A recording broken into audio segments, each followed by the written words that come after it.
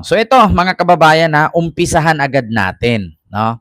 Umpisahan agad natin itong patungkol kay Sara Duterte na kung saan, mga kababayan, ay sa 14 na boto ng senador ay makukonvict na siya. Ito mga kababayan.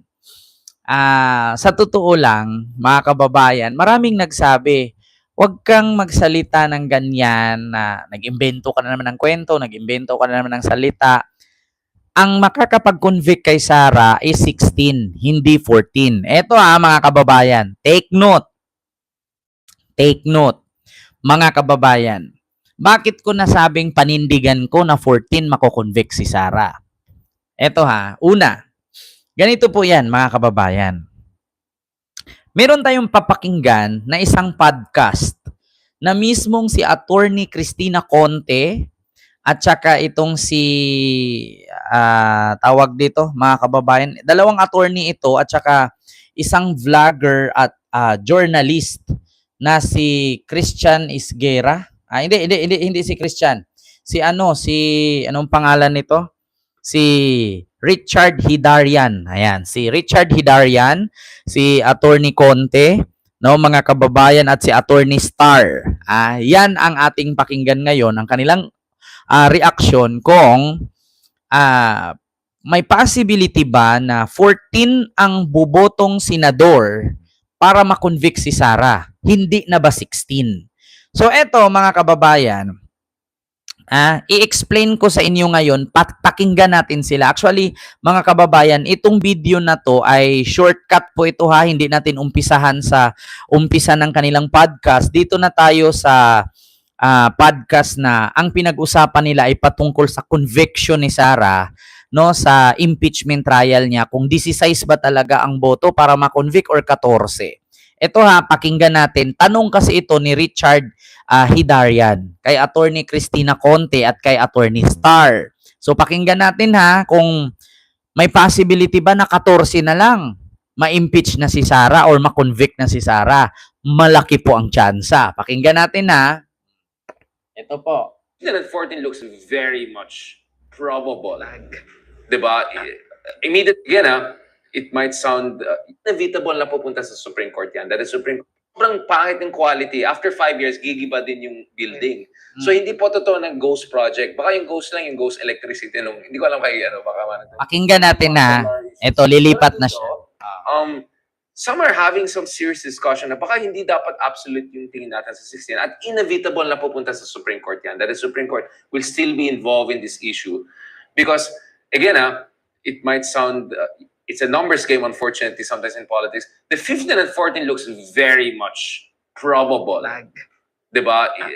Immediately from 16, 20%, 15, biglang 50 plus, and then 70% if 14. Because some are saying, kung uabot ito sa 21, tatlong senador na aligned with a certain camp, diba? Ay prevented from voting, 2/3 of 21. Then baka within 14, pwede ka pa. Dadalhin ulit yan sa Supreme Court. Anyway, before going there, ano yung pag-intindi niyo dito sa 16 votes? Or the whole Cuenca, the whole jurisprudence around that, yeah? Well, ako, the number of senators capable of joining. Exactly, capable. Yes, so let's capable. say, God forbid, may nangyari na matay ang kalahati, then you only have 12. How are you going to produce 16? Saan makuha na apat? Precisely. It doesn't make sense, yeah. It's both, I think there was someone who looked at this, pero it's both logical, kumbaga commonsensical, and it's also the intention. Right. 2/3 kaya hindi naglagay ng, kumbaga 2/3 ang nilagay. Hindi naman siya absolute na you need 16 votes per se. Although medyo naka-specify nga. Pero it's 2/3. In the sense that it's not half, it's not just a simple majority, it's not 50% plus 1, it's not many, but it's 2/3. Kumbaga, 2/3, may ganung those who can vote, yeah. Who can vote. Yun din. Ayan sa mga hindi nakaget sa kanilang usapan, ganito yan. Kasi actually, kinontinue ko diretso mga kababayan, pinforward ko, pinapass forward ko. Ganito po siya. Ang nakalagay kasi sa saligang batas, 2/3 ang buboto para ma-convict ang isang impeachable official. Ngayon, mga kababayan, halimbawa, Nakulong si Jinggoy. Nakulong si Marcoleta. Makulong si Cayetano. Makulong si Ligarda. Makulong si Pia. Ilan ba ang senador ngayon? Ma'am Maria Santos Ilupo. Ito, alam nyo, sa totoo lang mga kababayan, patong-patong at inulan talaga ng kamalasan si Sara. Una, kung makapiyansa man siya sa kaso niyang plunder, 3 counts of plunder, mag-shot man siya, pero nakapiyansa siya, nakalaya siya. Ngayon, dito sa impeachment, mga kababayan, mabigat na, mabigat na isip, to mga kababayan, parang hindi na yata makatulog si Sara dito. Una, ganito po yan. Sabi ni Attorney Cristina Conte, nakalagay doon 2/3. So ngayon, ilan ba ang senador ngayon? Paki-comment. So sa ngayon, ang senador is 24. Pero si Sani Angara, hindi na po siya parte doon. Kasi siya ay ginawang DepEd Secretary. So magiging 23 na lang. 'Di ba? So 23 na lang. 23. Tinanggal si Sani Angara, instead of 24, 23 na lang. So ngayon, natanggal si Jinggoy, 22 na lang. Natanggal si Marcoleta, 21 na lang. Makulong si Cayetano, 20 na lang. Makulong si Ligarda, 19 na lang. Makulong si Pia Cayetano, susunod kay Alan, 18 na lang. Ilan ang 2/3 ng 18? Diba? Kasi ang nakalagay doon, 2/3. Wala namang nilagay doon na 2/3 kailangan 16. Ilan ba ang 2/3 sa 18? Napakabobo naman siguro ng mga senador kung gano'n na sabihin mong 2/3. Kahit 18 na lang yung senador kasi nakulong na yung iba, 2/3 pa rin, 16. Diba? Kasi ang nakalagay sa saligang batas, 2/3. Kung ilang senador ang matira dyan na may karapatang bumoto, 2/3 nun, ang boboto para makonvict si Sara. Diba? So, paano maging 2/3 ay 16 kung ang senador na natira ay 18 na lang? So, ang 2/3 ng 18 is 12. Diba? Ang nakalagay kasi sa saligang batas, 2/3. So, halimbawa, mga kababayan, halimbawa, hindi naman ganito lang wala na si Angara kasi DepEd Secretary na siya. So, 23 na lang. Wala na si Jinggoy dahil nakulong. Wala na si Marcoleta dahil nakulong. So, 23 minus 2, 21. So, 2/3 ng 21. Magkano? Ilan? 2/3 ng 21. Ilan na lang ang 2/3 ng 21? Tapos makulong pa si Alan. Susunod pa si Ligarda. So 21. Di ba? 2/3 ng 21, 14. Kung susunod pa si Alan, susunod pa si Ligarda, 12 na lang. Di ba? Kaya iyan ang inyong iisipin, mga DDS, no? Hindi kayo pakampante kasi once na ang isang senador ay makulong, wala na siyang karapatang bumoto, nakakulong na siya. Bakit? Pupunta pa ba siya ng Senado at buboto? Ano yun? Nakadamit ng orange? Walang ganun. Kaya sabi nga dito, mga kababayan, sabi nga dito, ni Attorney Cristina Conte, ayon sa batas, 2/3 ang nakalagay. Kung ang matirang senador dyan kasi nakukulong na yung iba, so paano maging 16 pa rin ang 2/3 sa 21? Di ba? Wala pa si Bato. Di 20 na lang. Di ba? Kasi si Bato, napaka-imposibleng lulusot pa yan dyan. Pag lumusot yan dyan sa Senado at boboto, malamang sa malamang, dadamputin yan. Kulong yan sa ICC. 20 na lang. Ilan ang 2/3 ng 20? 'Di ba? Pakinggan niyo pakinggan niyo mga kababayan na mabuti. Ang nakasulat sa saligang batas, 2/3. So kung 20 na lang na senador ang matira, ilan ang 2/3 sa 20? Kasi si Bato, alam ko hindi na babalik 'yan eh. Makukulong na si Jinggoy, nakulong na si Marcoleta, si Sani Angara, hindi na 'yun pwede kasi DepEd secretary na siya. So ilan ang 2/3 sa 20? So huwag yung sabihin 16 pa rin. Apakabobo naman ang math nun. Sinong teacher niyo sa mathematics? 'Di ba? Pakinggan yung mabuti, abogado na yan nagsabi Dalawang abogado yan, si Attorney Star at si Attorney Conte. Ayan pakinggan nyo tinanong sila ni Richard Hidarian. So may possible ba na 14 lang makukonvict na si Sara? Ang sabi ni Attorney Cristina Conte, 2/3 naman ang nilagay So ilan bang 2/3? Kung halimbawa makulong na yung iba, 20 na lang na senador ang natira. So ilan yung 2/3 ng 20? 16 pa rin? Sinong teacher mo para papaluin ko ng ruler?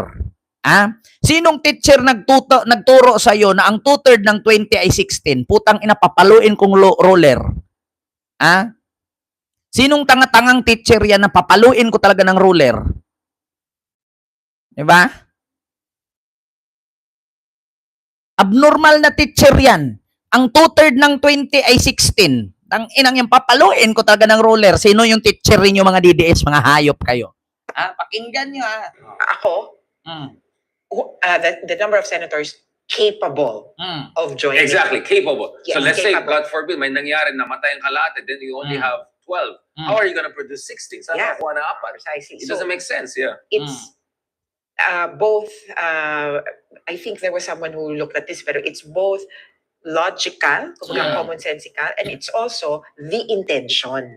Right. 2/3 kaya hindi naglagay ng, kumbaga 2/3 ang nilagay. Hindi naman siya absolute na you need 16 votes per se. Although medyo naka-specify nga. Pero it's 2/3. In the sense that it's not half, it's not just a simple majority, it's not 50% plus 1, it's not many, but Right. it's 2/3. Kumbaga, 2/3, may yeah. ganung Those who can specification. vote, yeah. Who can vote. Yun din yung important na aspect. Kasi naalala ko niyan, may mga times na, di ba, Sani Angara. So pag tinanong, how many votes are needed nung naging, Secretary of DepEd? Parang, how many, yung number? 24. Ay, hindi, 23 na lang kasi wala na si Sani. Exactly, yeah. And then at that time, parang may absent. So, nagbabawas talaga ng boto yung Senate. So, it's nothing new. It's nothing new if Right. you adjust na parang absolute number or May precedence na tayo, yeah. Ayan, naintindihan nyo na, mga kababayan.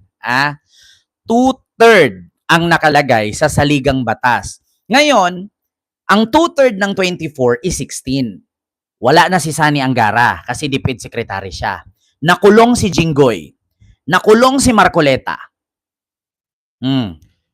23, wala na si Angara. 22, nakulong si Jinggoy. 21, nakulong si Marcoleta. 20 na lang kasi si Bato nagtago. Do you think si Bato tatakbo pa yan at boboto? So ilan ang 2/3 ng 20? So 14. 21-14 or 20-14. So ngayon, mga kababayan, so pag sinabi sa saligang batas na 2/3, kailangan bumoto para makonvict si Lustay. Mga DDS wag tanga pagpapaluin ko kay ruler. Hindi naman siguro tayo tanga na ang 2/3 ng 20 ay 16. Utang ina 2/3 ng 20 or 21 is 14. Hindi naman po pwedeng 13.5. Di ba? Sabihin natin given na yon. 20 and 21 ang 2/3 niyan is 14 or 13.5. Sige, 14. So napaka-imposible naman mga kababayan. 2/3 nga ni nakalagay 2/3. Kung ang senador natira 21, 2/3 niya di 14. O paano na naging 16 ang 2/3 sa 21? Sige nga. So ibig sabihin mga kababayan, 14 lang ang kailangang boto para matawag mong 2/3 siya. sa natirang senador. Kasi wala sa saligang batas na once na nakakulong ang senador ay pwede ka pa rin bumoto para hindi makonvict si Sara. Walang ganun, mga kababayan. Maliban na lang kung amyendahan or gumawa ng resolusyon ang mga senador na payagan nilang makaboto si Jinggoy, si Marcoleta, at si Bato. Si Bato, do you think lalabas pa yan? Putang ina, nagkadapa-dapa nga nung nakaraan, nagkasugat-sugat nga yung kamay. Hindi na magpapakita yan si Bato. Kasi once na magpakita siya, dampot diretso ICC yan.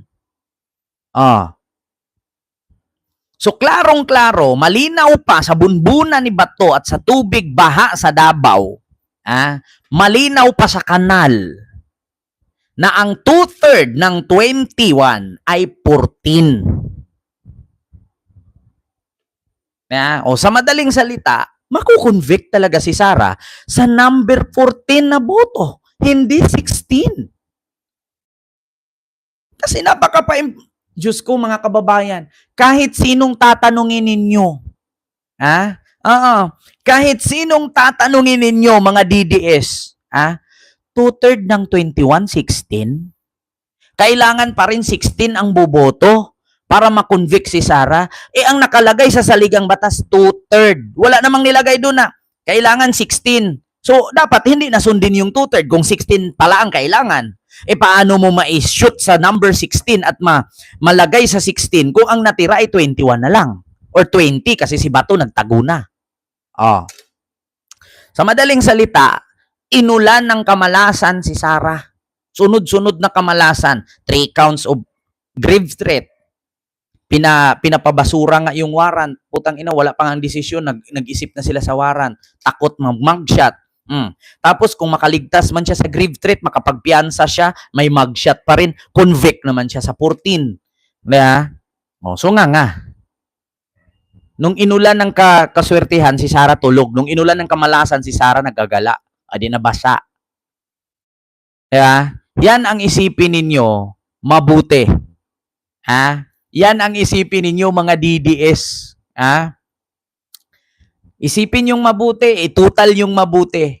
Nakulong na si Jinggoy, nakulong na si Marcoleta, nagtago si Bato, wala na si Sani Angara kasi DepEd Secretary na siya. So, ang matitira is 20 senators. So, ang 2/3 ang babasihan doon na buboto para makonvict si Sara. So, ilan ang 2/3 ng 20?